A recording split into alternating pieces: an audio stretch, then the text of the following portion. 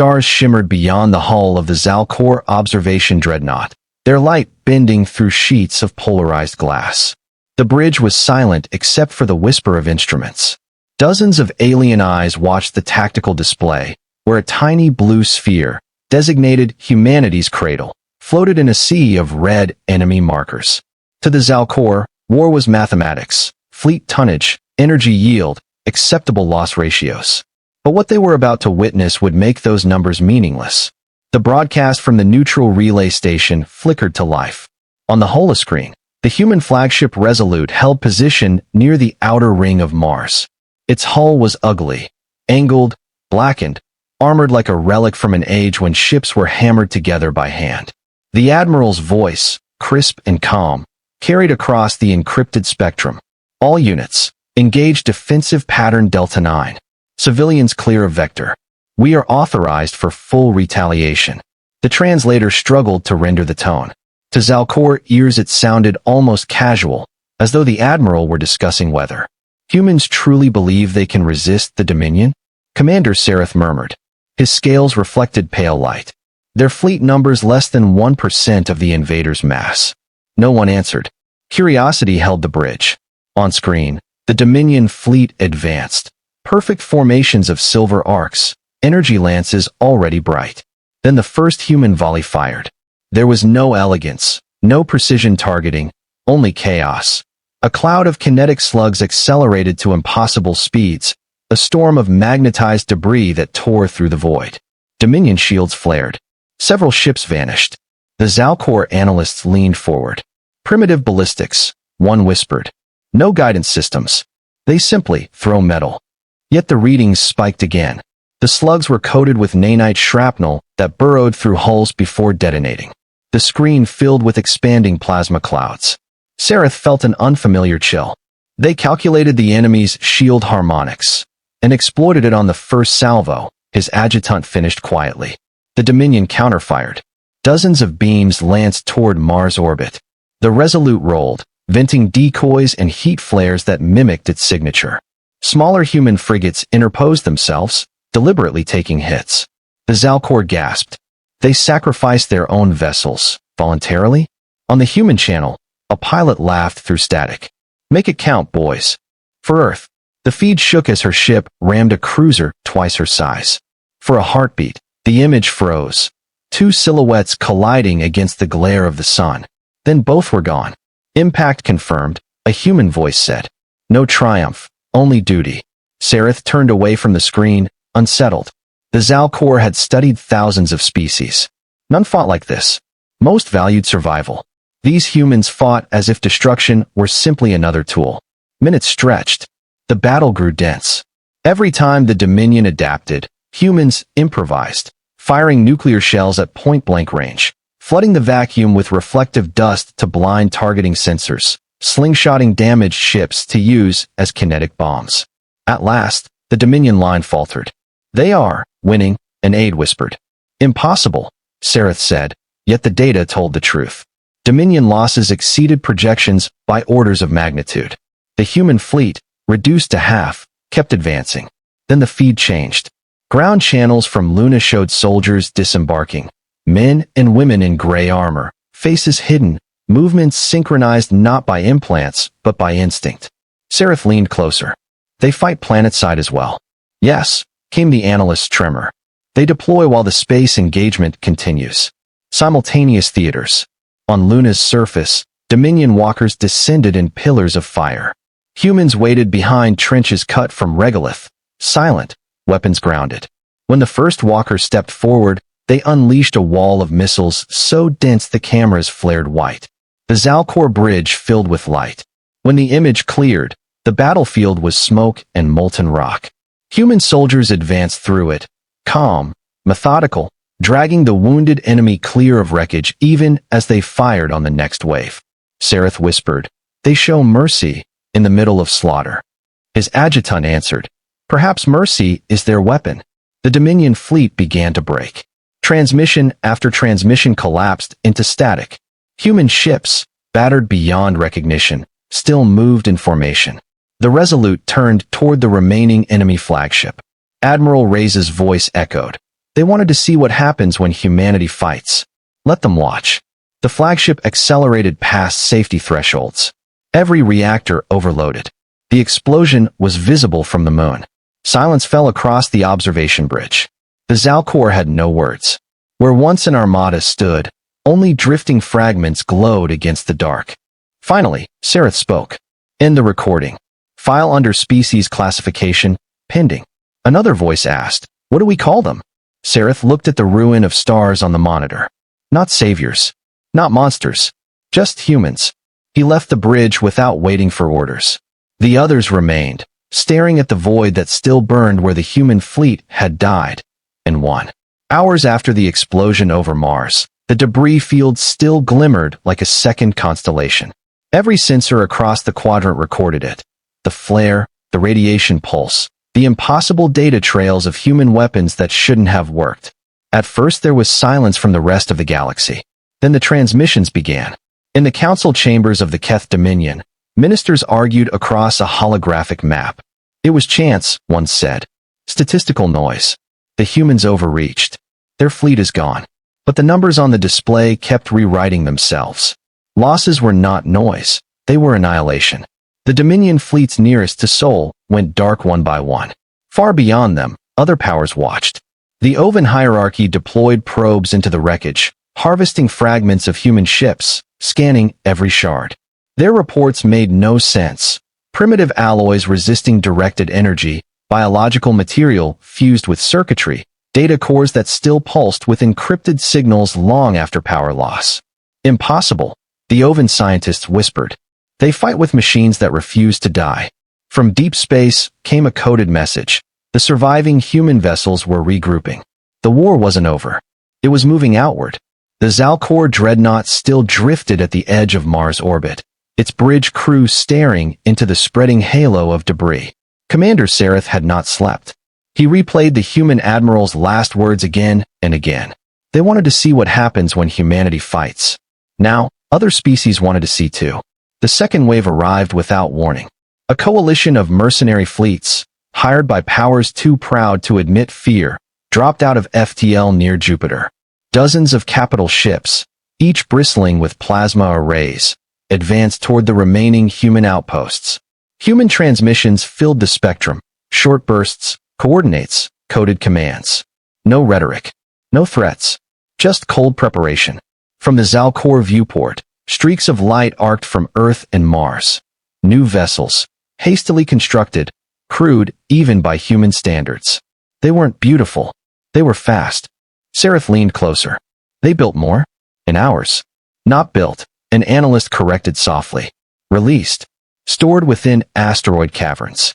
They had reserves ready. The coalition fleet opened fire first. Beams carved through space. Human ships vanished into vapor. Others shuddered but held formation. Then came the counterstrike.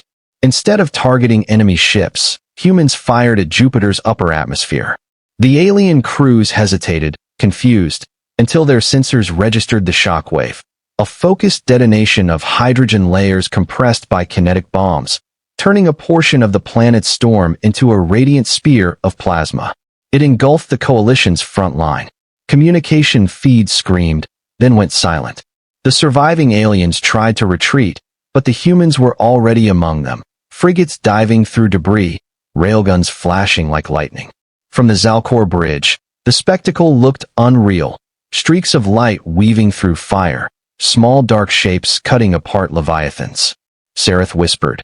They turned the elements of a planet into a weapon. When the last coalition ship exploded, there was only static left. No cheers came from the human channel. Only coordinates. Another vector.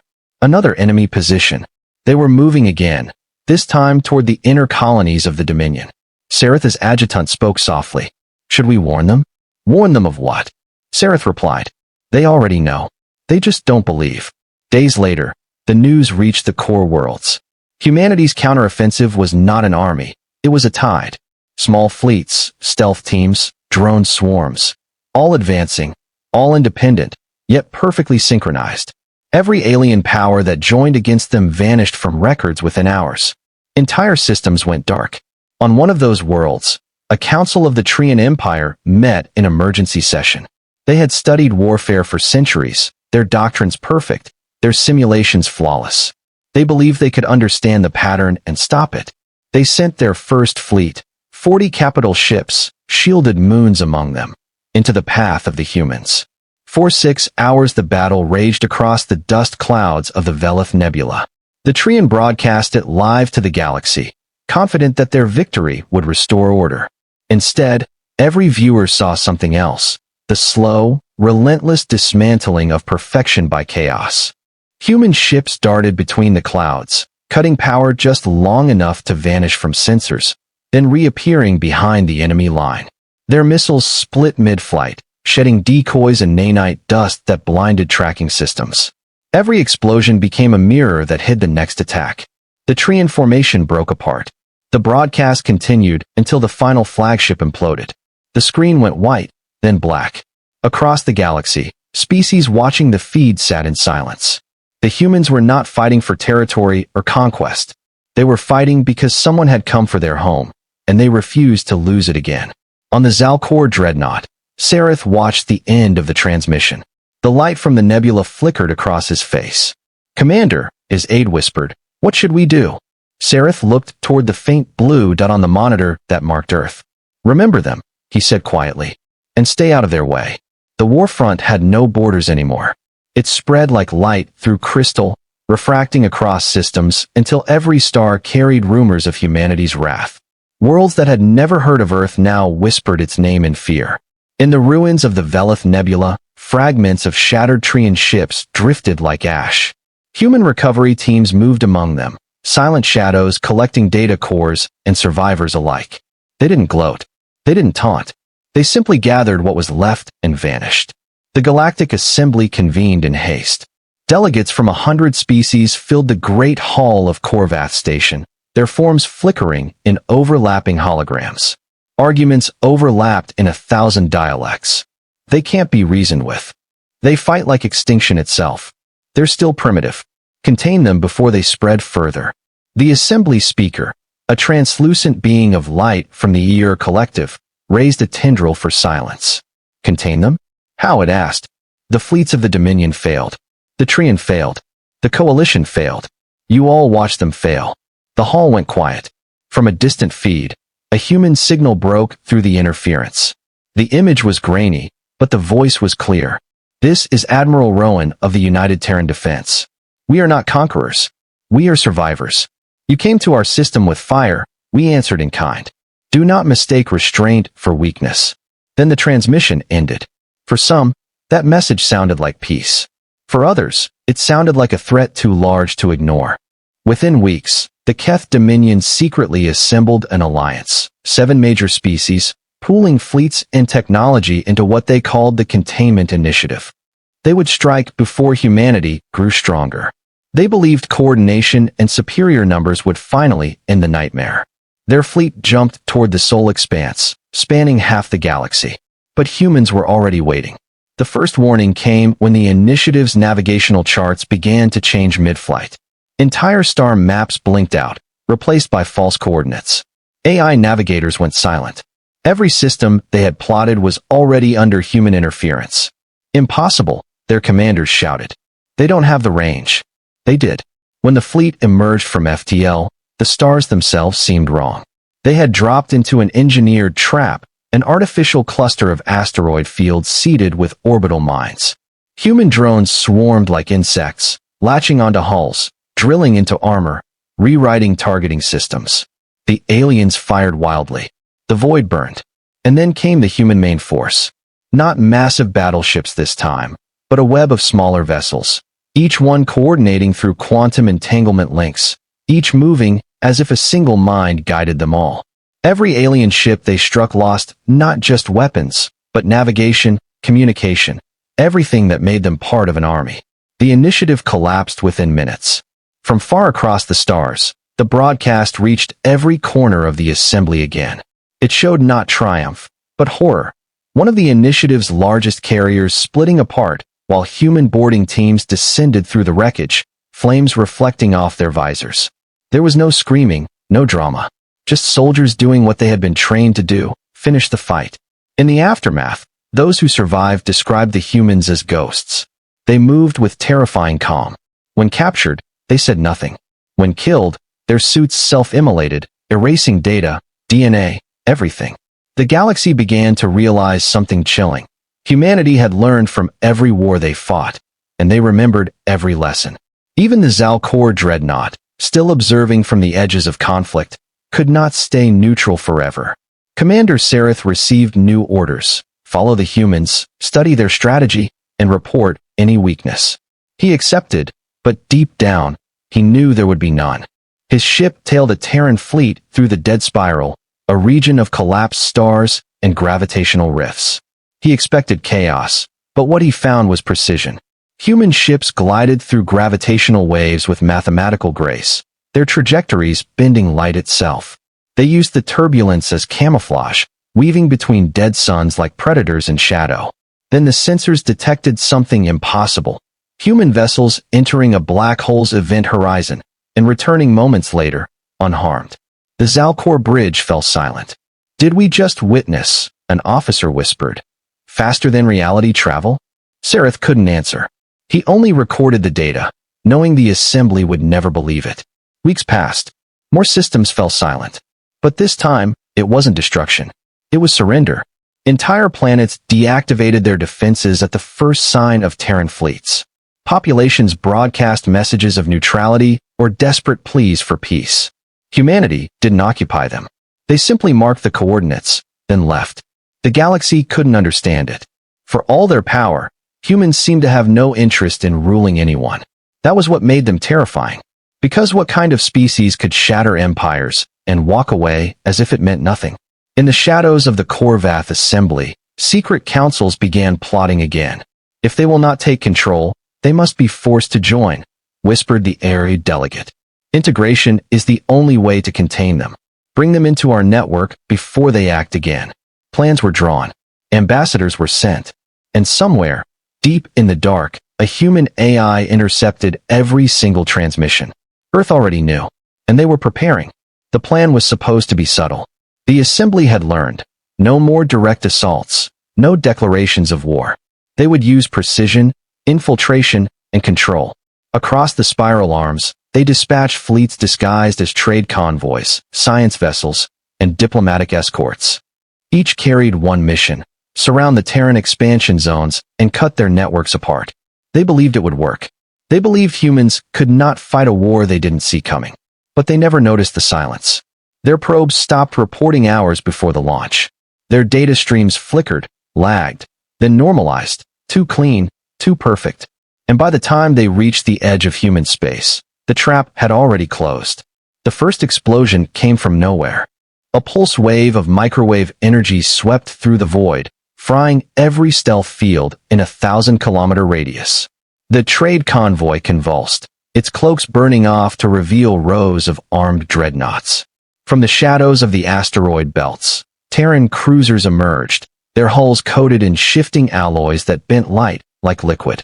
Every ship carried the same insignia, a single silver line through a dark circle. No words, no warning. The humans struck first. Rail flashes crossed space in arcs brighter than sunrise, tearing open carrier hulls and splitting cruisers apart. The aliens tried to retreat, but the stars themselves turned hostile. Solar flares ignited at impossible intervals. Magnetic storms flared around planets that had never known such violence. Natural phenomena, the assembly commanders shouted, but the readings said otherwise. The storms pulsed in rhythmic intervals, human code. Someone whispered the new names spreading through alien channels: Project Tempest. From orbit above Europa, a Terran admiral watched through a command visor. "Phase 2, she said softly. Deep in Jupiter's magnetosphere, buried fusion reactors came online, releasing waves of charged particles that cascaded outward like auroras of death. Every alien shield failed at once. The battle became chaos. Aliens fired blind into magnetic haze. Human strike wings cut through them with surgical precision, using gravity wells as slings to hurl kinetic weapons faster than light. Each impact lit up the darkness with a bloom of plasma so bright that even distant worlds saw it as new stars appearing and dying within minutes. The Zalcor dreadnought, still observing from a neutral position, felt the shock waves through its hull. Sareth stood on the bridge again, jaw tight. "This is no battle," he said. "It's a demonstration." Then he saw it, a single Terran vessel far larger than the rest, moving toward the assembly command ship. Its hull was matte black, absorbing all light. Its drive emissions registered as negative energy. Sensors failed to lock on.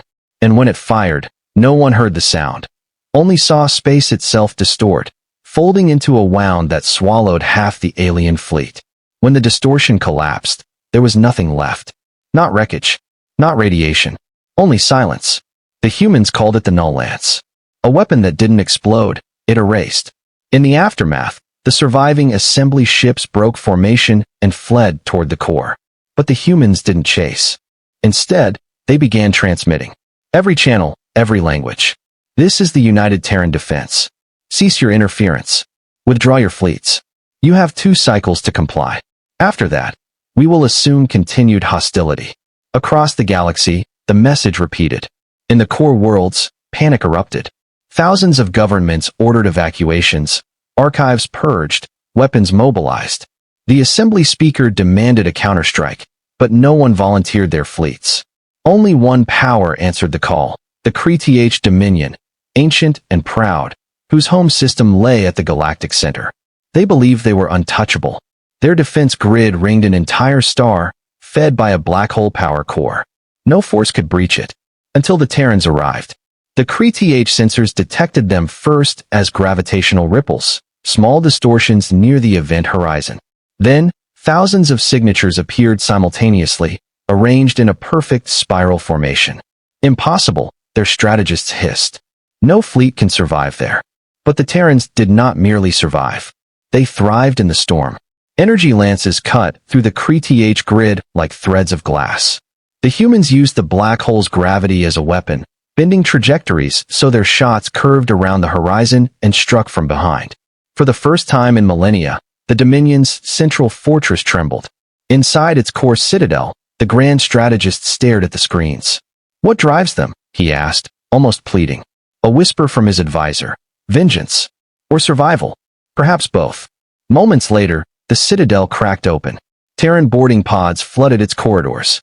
Every monitor flickered to static. When the feed returned to the assembly, it showed a single image, a human soldier standing atop the fallen Kree banner, holding a black and silver flag. He looked into the camera and said only one sentence. "Do not follow us again." The transmission cut, and across the stars, silence reigned.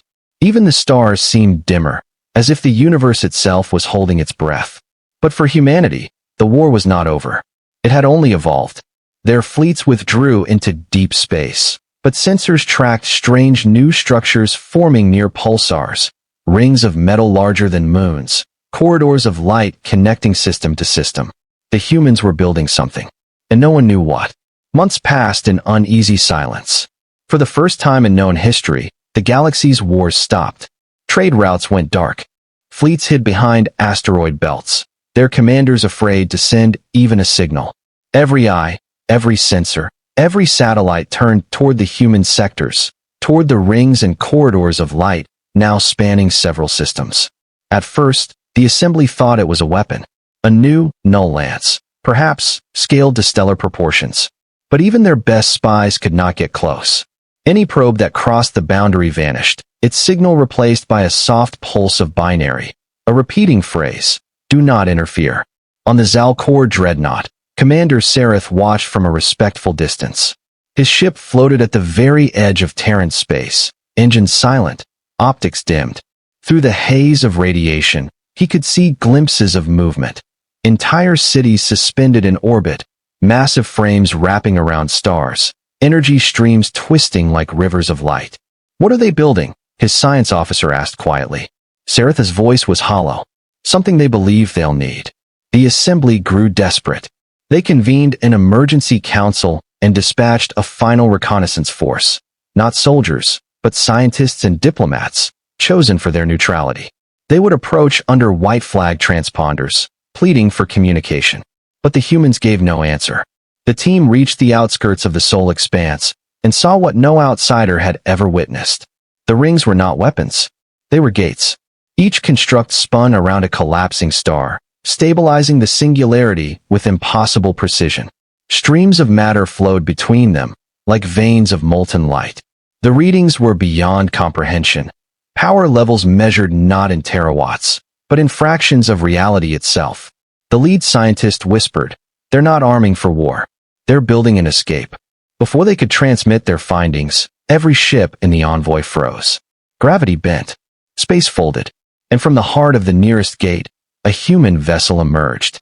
Its hull glowed white, like metal forged in the heart of a sun. A transmission cut through every frequency at once. "You were warned." The envoy vanished. Hours later, fragments of their ships rained across neighboring systems. Not wreckage, but message capsules. Each carried a single phrase, etched in human script. "The frontier must remain closed." The galaxy reeled. Panic consumed the assembly. Some argued that the humans were preparing to abandon known space, fleeing from something even greater. Others believed they were preparing to ascend beyond material form. And a few, the most terrified, whispered that perhaps the humans had found what lay beyond the edge of the universe, and had no intention of letting anyone else follow. The fear united old enemies. Dozens of species who had fought each other for centuries came together one last time, forming the Grand Concordat. Its purpose: infiltrate the Terran gates, understand their true nature, and, if necessary, destroy them. Thousands of ships gathered near the frontier. Even the mighty Kree survivors joined, scarred and bitter. At their center floated the rebuilt assembly flagship Aurora's Judgment, a city-sized vessel armed with enough antimatter to burn a star. From its command bridge, the new speaker of the assembly watched the Terran gates through magnified optics. "They have left us no choice," she said. "They threaten existence itself." She raised her hand. "Commence the attack." The Concordat fleet advanced. At first, there was no resistance. The human gates remained silent, their rings turning slowly, their energy fields pulsing in measured rhythm. It felt like approaching a sleeping god. Then, without warning, space rippled. Thousands of Terran ships appeared, not jumping from hyperspace, but phasing directly from the gates themselves. Their arrival bent the stars. The void screamed. The battle began. Energy weapons lit the darkness, arcs of power stretching between galaxies. The Aurora's Judgment unleashed its entire arsenal, and for a moment, it seemed as if the humans would finally fall under the sheer mass of the assault. But then the rings activated. The fabric of space shimmered. Every human ship turned inward toward the nearest gate, feeding energy back into the structure. The stars themselves began to dim as their light was pulled into the network. Sensors across the Concordat fleet overloaded. Gravitational readings spiked beyond measure. And then, from within the heart of the largest ring, something emerged, vast, radiant, alive. Not a ship, not even a machine. Something between both. A colossal construct shaped like a human figure, its eyes burning with the light of galaxies. It spoke in frequencies that tore through every language filter at once. "You were warned. We protect what is ours." The Concordat fleet fired everything they had. Missiles, beams, singularity warheads, all vanished into light. The construct raised one arm, and the void answered. Stars collapsed. Wormholes tore open. Every Concordat ship, every world aligned with them, felt the pull, not toward destruction, but toward absence. One by one, their signals winked out. When the light faded, nothing remained. The coordinates where the fleet had stood now showed only calm stars and empty silence. The Zalcor dreadnought, hidden far beyond the combat zone, trembled as the shockwave passed. Sareth could barely breathe. "What have they done?" his aide whispered. Sareth stared into the distance, voice shaking. "They ended the war. And maybe more than that." For days afterward, the human gates continued to glow. Then, slowly, one by one, they began to close. Each ring folded inward, its light dimming, until the last shimmer faded from the void. The humans were gone. Not destroyed. Not defeated. Simply gone. And across the galaxy, in the silence that followed, a new kind of fear took hold. Not of war, but of emptiness. Because if humanity had truly left this universe behind, then where had they gone? And what did they find that made them build gates out of stars? The stars that once burned with war's fire grew quiet again. New civilizations rose from the ashes of the old, guided by cautionary tales of the Terrans, the vanished species who had defied empires, broken gods, and then simply walked away. To the young races, humanity was a myth. To the elders who remembered, they were a scar that never healed. Ruins of their colonies remained, silent worlds marked by precision and symmetry. No corpses, no machinery, just endless fields of glass and stone, as if the planets themselves had been frozen mid-breath. Scholars called them the abandoned frontiers. Pilgrims visited, leaving offerings, hoping for a sign. But the humans never returned. Until one day, a signal came. It was faint, buried in cosmic background noise, a heartbeat of data pulsing once every 1,000 seconds. When decoded, it formed a single word: observe. Across the galaxy, observatories reawakened. Scientists, priests, and soldiers gathered in disbelief. The signal was traced to the edge of known space, beyond the galactic rim, in the dark void where no light had ever reached. The assembly, rebuilt, cautious, older now, dispatched a new expedition. The Zalcor joined them again, now led by Saratha's descendant, Admiral Kale. They followed the pulse for months, deeper and deeper into the abyss, until their instruments began to fail. Then, through the void, they saw it. A sphere of light larger than any star, suspended in the darkness, its surface shifting like the surface of an ocean. Inside it, shadows moved, silhouettes of ships, cities, and perhaps people. Kale's voice trembled. This can't be real. But the sensors confirmed it, quantum harmonics matching Terran signatures. The humans had not disappeared. They had transcended. A transmission came through, not as sound but as thought. Clear, calm, ancient. You sought to understand war, it said. But war was only the beginning. Kale tried to respond, but his words fell apart in the static. The voice continued. When you came to our world, you brought fire. You taught us fear. We learned, adapted, and survived. Now we understand something greater. That existence is not a battlefield, but a seedbed for what comes next. Images flooded the fleet's minds, stars collapsing into new forms, galaxies intertwining, reality folding into higher dimensions. The humans were no longer bound by physics as others knew it. They had built pathways between universes, turning destruction into creation. We protect what is ours, the voice said again, softer this time. And what is ours is life itself. The light intensified, and for a moment, the fleets glimpsed figures, human in shape, but vast beyond comprehension, walking through starlight as if it were water. They weren't gods. They weren't conquerors. They were guardians. Kale whispered, "Why call us here?" The answer came like a pulse of warmth. "To remind you what you could become. We will not return to your galaxy, but others may find their way. Teach them what we could not." The sphere began to fade, dissolving into particles that scattered like seeds into the void. One by one, the alien ships turned back toward home. When they emerged from hyperspace weeks later, they found something waiting for them, hovering over every capital world, every colony, every moon. A single object. A small, black monolith etched with a Terran symbol, a circle cut by a silver line. Each emitted the same message, soft and unchanging. Remember who taught you fear, so that you might learn courage. The assembly archived the event as the second dawn. Religion, science, and philosophy all changed overnight. No one tried to invade another world again. For the first time in history, the galaxy united not out of fear, but out of memory. And somewhere, beyond the edge of everything, the descendants of humanity looked back one last time. Through the infinite dark, they saw their home galaxy, small, fragile, beautiful. A faint smile echoed across their shared consciousness. Then they turned toward the greater unknown, vanishing into the weave of creation itself. And so ended the legend of the Terrans, the species who fought the gods, conquered fear, and became the stars themselves.